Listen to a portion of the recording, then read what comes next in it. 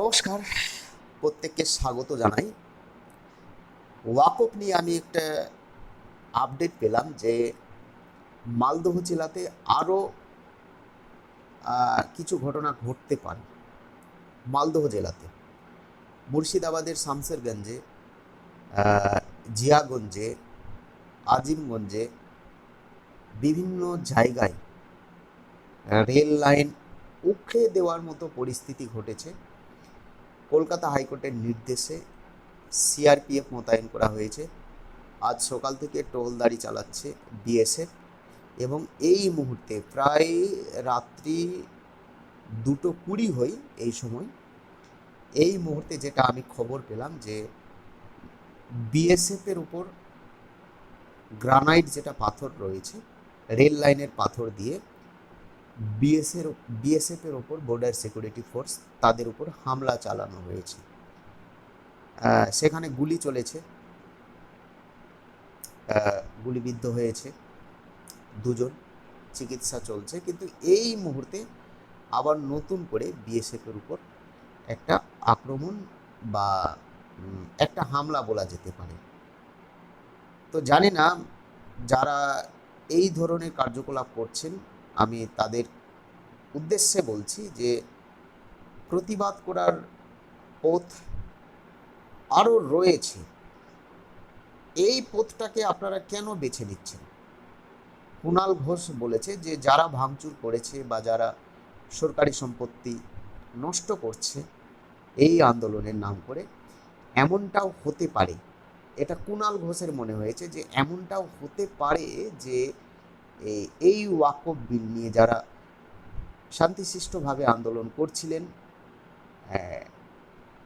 আইনি পরামর্শ নিয়ে যারা আন্দোলন করছিলেন বা পুলিশের সহমতেই হোক বা অনুমতিতেই হোক বা অনুমতি ছাড়াই হোক, যারা শান্তি শৃঙ্খলা বজায় রেখে সমস্ত ন্যায় নীতি পালন করে যারা আন্দোলন করছিলেন বা সমাবেশ করছিলেন, তাদের মধ্যখানায় নাকি সিপিএম বা বিজেপির এই দুটি দলের যে কোনো একটি দল বা হতে পারে যে দুজন মিলেই কোনো সেটিং করা উগ্রবাদী লোককে সেখানে পাঠানো হয়েছে যে এই আন্দোলনের ভিড় ভাড়ের মধ্যখানায় তোমরা ঢুকে পড়ো এবং সরকারি সম্পত্তি ভাঙচুর করো।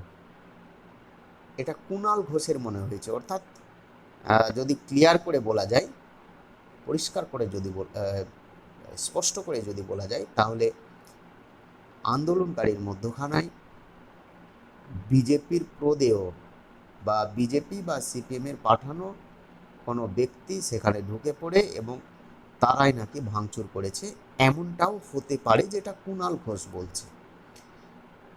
দেখুন, 2026 সামনে বিধানসভা নির্বাচন, একে নিয়ে জলঘোলা হবে এবং শুভেন্দু অধিকারী ছেড়ে কথা বলবে না। বঙ্গ বিজেপি বা গোটা দেশে যে বিজেপি রয়েছে, তারা শুধু চাইছে যে কোথায় সংখ্যালঘু সম্প্রদায় কোনো সরকারি সম্পত্তি ক্ষতি করছে বা আন্দোলন করছে, বা সেই আন্দোলনের জেরে বা সেই আন্দোলনকে কেন্দ্র করে হিন্দুদের ওপর অত্যাচার হচ্ছে বা হিন্দু মন্দির ভাঙচুর করা হচ্ছে, এই বিষয়গুলোর যাতে হয় বা এই বিষয়গুলো ঘটলে হয়তো বিজেপির আরও বেশি লাভ হয়, বা এই বিষয়গুলোকে কেন্দ্র করে তারা কিন্তু নির্বাচনী প্রচার করে থাকে, আমরা অনেক ক্ষেত্রে দেখেছি। তো জানি না এই ওয়াকফ বিল এই নিয়ে যে আন্দোলন হচ্ছে এবং সরকারি সম্পত্তি ভাঙচুর, যেটা মেন স্ট্রিম মিডিয়ায় দেখানো হচ্ছে, অনেক জায়গায় ক্যামেরা পৌঁছাতে পারছে না, এই ঘটনাগুলো যে ঘটছে আমাদের রাজ্যে, মুর্শিদাবাদ, মালদহ, দিনাজপুর, রায়গঞ্জে, ক্যানিংয়ে, ধর্মতলায়, কলকাতার বিভিন্ন জায়গায়, নদিয়াতে, এতে লাভ কার বেশি হবে? শুভেন্দু অধিকারী না মমতা ব্যানার্জি অর্থাৎ বিজেপি না টিএমসির? এতে লাভ কার বেশি হবে বা ক্ষতি কার হবে? আপনাদের কি মনে হচ্ছে কমেন্ট করে জানাবেন তো। বিজেপির কি খুব একটা লাভ হবে?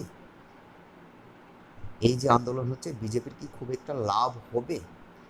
এবং আমি যেটা সূত্র মারফত আজকে জানতে পারলাম যে এদিকে ওয়াকফ বিল নিয়ে আন্দোলন হচ্ছে এবং ভেতরে ভেতরে বিজেপি প্রত্যেকটা জেলায় প্রত্যেকটা ব্লকে ব্লকে মণ্ডল সভাপতি গঠন করছে এবং টাকা পয়সা নিয়ে নাকি সেটিং করে এই মণ্ডল সভাপতি গঠন করা হচ্ছে। এবং অনেকে এই মণ্ডল সভাপতি নিয়ে যাদেরকে মণ্ডল সভাপতি বেছে নিয়েছে বা যাদেরকে মণ্ডল সভাপতি হিসেবে মনোনীত করেছে বঙ্গ বিজেপি, অনেক ক্ষেত্রেই অনেক জেলাতেই অনেক বিজেপি কর্মী সেটা মেনে নিতে পারছে না, নাকি টাকা দিয়ে মণ্ডল সভাপতি করা হচ্ছে। এই গোষ্ঠীকন্দল কিন্তু প্রকাশ্যে এসেছে। এই বিষয়গুলো কিন্তু বঙ্গ বিজেপি আর থামতে পারল না, অর্থাৎ বিজেপি দলের মধ্যে একটা গোষ্ঠীকন্দল এবং ফাটল। এই নিয়ে বহু কর্মী বিজেপি ছেড়ে দিয়েছে, এখন নিউট্রালে রয়েছে। বিজেপি ছেড়ে অনেকে বাম কংগ্রেসে যোগদান করতে চলেছে, অনেকে তৃণমূল কংগ্রেসে যোগদান করতে চলেছে, মেন স্ট্রিম মিডিয়ায় তারা জানিয়ে দিয়েছে।